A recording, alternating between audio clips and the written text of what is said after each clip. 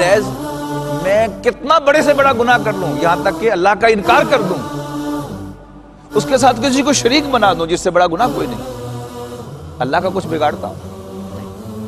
لہٰذا میں سمپلی اللہ تعالیٰ کے حضور حاضر ہو کر کنفیس کر لوں اور معافی مانگ لوں، تو اللہ تعالیٰ واقعتاً گناہ کو معاف کر دے۔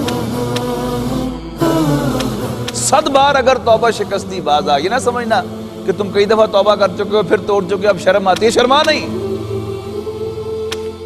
ما یفعل اللہ بعذابکم ان شکرتم وآمنتم، اللہ تمہیں عذاب دے کر سزا دے کر کیا کرے گا اگر تم شکر گزار بنتے ہو اور ایمان لاتے ہو۔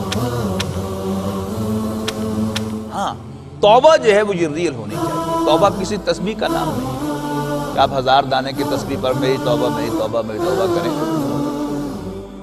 توبہ کی 3 شرائط قرآن مجید نے بیان کی ہیں۔ نمبر 1 توبہ اٹسیلف، توبہ کرے، ایمان لائے، اچھے عمل کرے اور ہدایت کے راستے پر چل پڑے۔